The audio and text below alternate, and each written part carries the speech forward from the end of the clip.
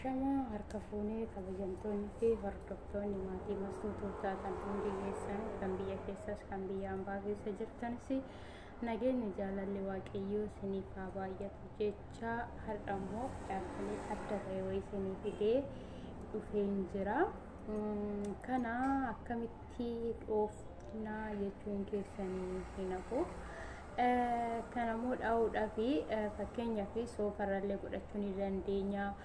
Wombarirrallee guddisneellee fakkeenyaaf lamsaalee sarara kana irratti guddisne soofaadhaafis akkanatti godhachuu ni dandeenya jechuudha. Laalama fakkeenyaaf osoo guddaadhaan yoo dhoofne soofa aga asii shaffanuu danda'a.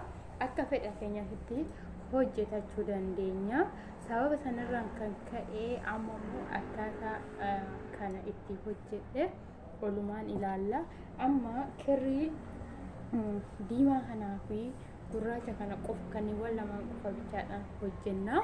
Garuu bifa biraatis nan qaba. Mee akkamitti walirraa bareeda ilaalla diimaa fi gurraachi.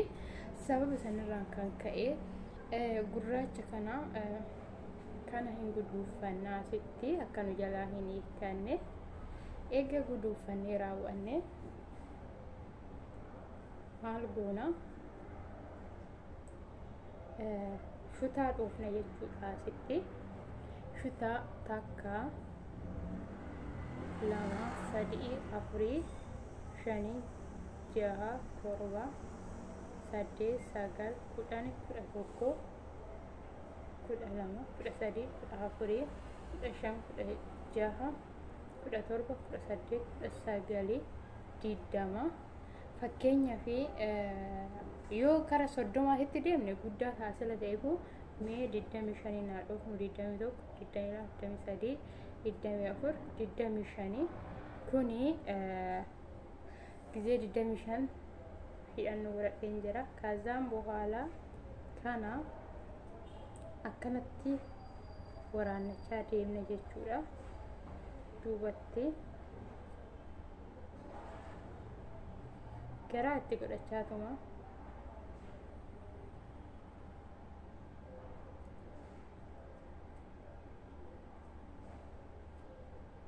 deemna jechuudha.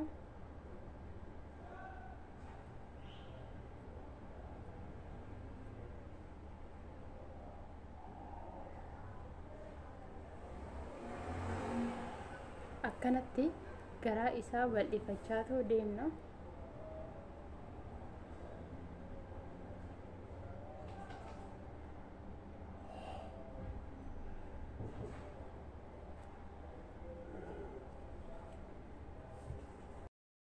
Amma kunooti zuurii lammataallee xumurannee jirra. Amma maal goona? Dudda isaa kana duuba waraannana jechuudha. Akkanatti dudda isaa duuba waraannachaa deemna jechuudha. Inni akkanumatti garaan isaa addaan nuuf bal'achaa deema jechuudha.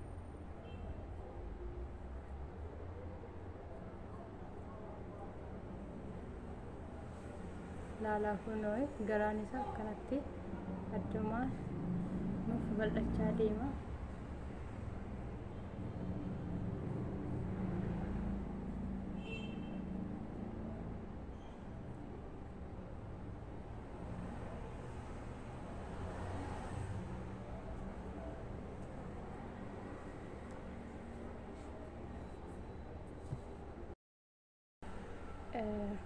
Amma kunooti diimaa fi gurraacha walitti dha'ee amma immoo asitti iddoo diimaa kanatti gurraacha dhaa jechuudha. Ammallee duuba nadhaa sila ta'eefu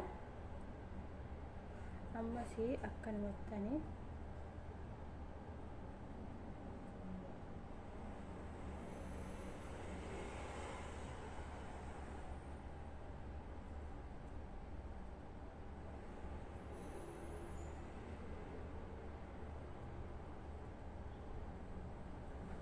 Egaa akkanatti dhoofnee raawwannee laalaa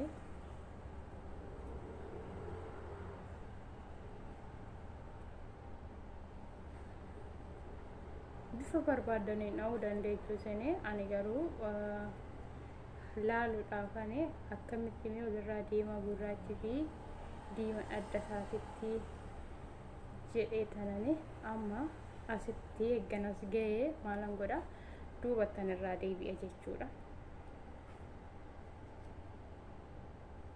Akkanumatti duubatti irraa nan deebi'a. Gurraacha irratti immoo diimaa dhoofna jechuudha booda.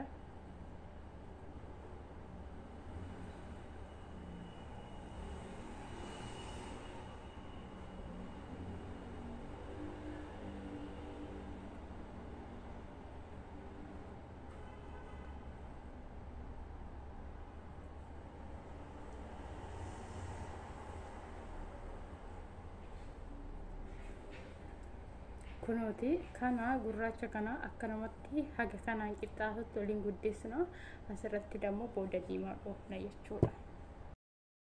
Akkasumas amma gurraacha dha'ee xumuree jira jechuudha. Amma immoo diimaan itti jammara.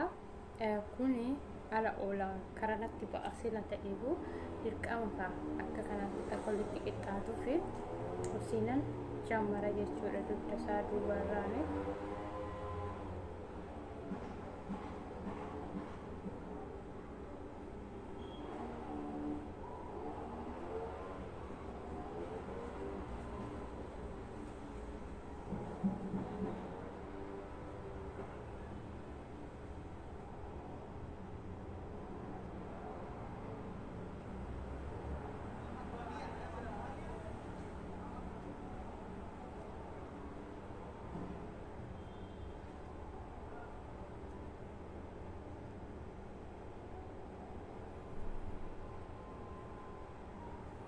Akkanatti dugda isaa duubattis akkanatti asiin yoo ammoo asiin dhoofna egaa asitti itti buufanna jechuudha.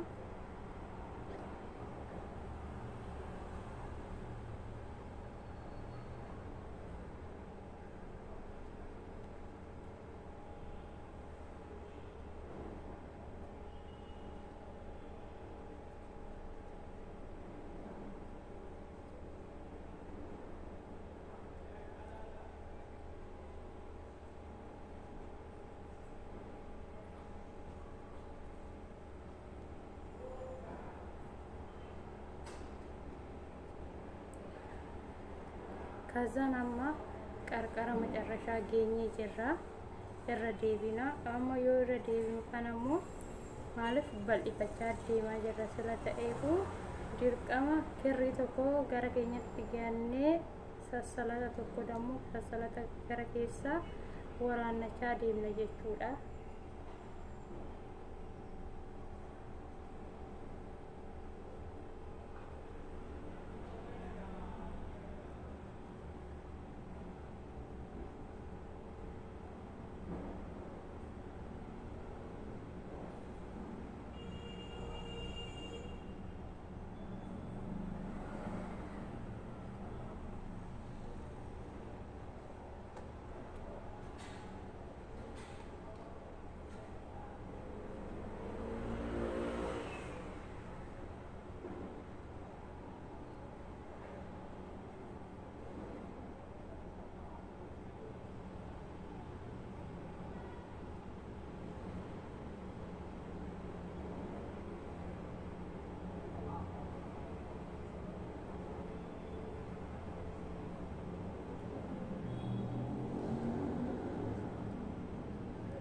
amma asgeenye booda marsaa lamataa dhoofnee jirra. Ammas dammoo akkanumatti dugda isaa duubarra fudhachaa deemna jechuudha.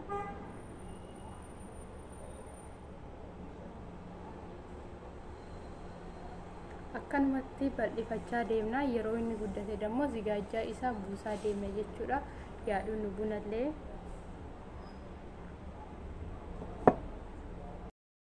akkasii amma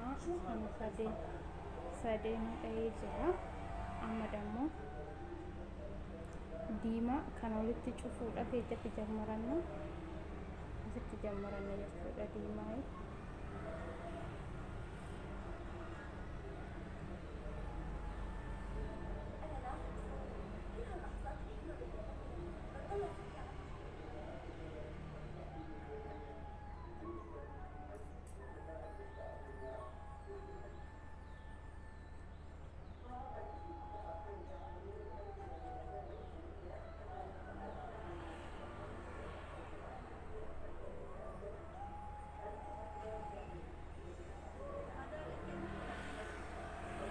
ከዛ ዲማ ኬኛ አጋሲ ሂን ኦፍ ነው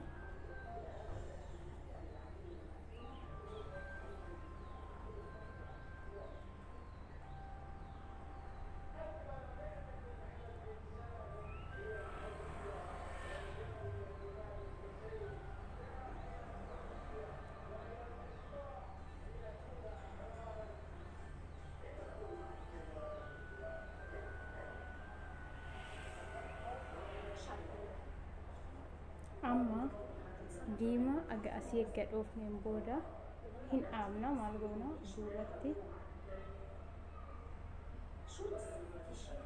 irraa deebina jechuudha akkanatti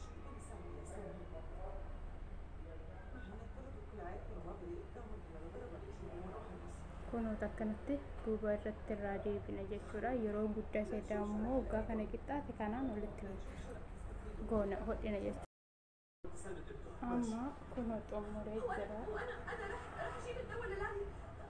كذا ماما مالكونا الظاهر يعني كان هاي التمثيلية ما رح تخلص أبدا.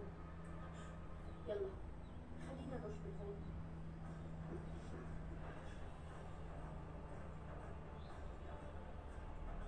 كذا بغلا أما أكنتي ولد كده هنا جتورا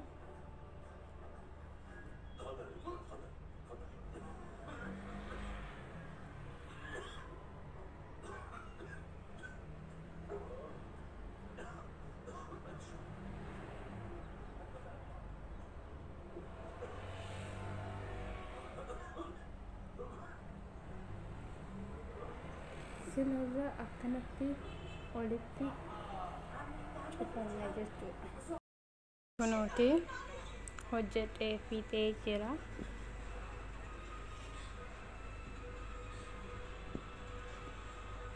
akkasiisaniin jedha hordoftoonni fi kabajamtoonni maatii mastuutuu taatan hundi keessanuu kan biyya keessa jirtanis kan biyya hambaa keessa jirtanis bakka fi haala isinirra jirtanitti nageenyi jaalalli araarri waaqayyoo sidiif haa baay'atu jechaatuma akkasiisaniin jedha haga viidiyoo biraatiin walitti deebinutti turtii gaarii baay'ee sin jaaladha baay'ee sin kabaja sinin jechuu jaaladha aynata barbaadaniin dha'uu dandeessu fakkeenyaaf diimaa fi gurraacha qofaan illee gurraacha fi aynata barbaadaniin isin dha'uu dandeessu jechuudha akkasii sinin jechuu jaaladha hundumti keessanuu haga viidiyoo biraatiin walitti deebinutti turtii gaarii sinin jedha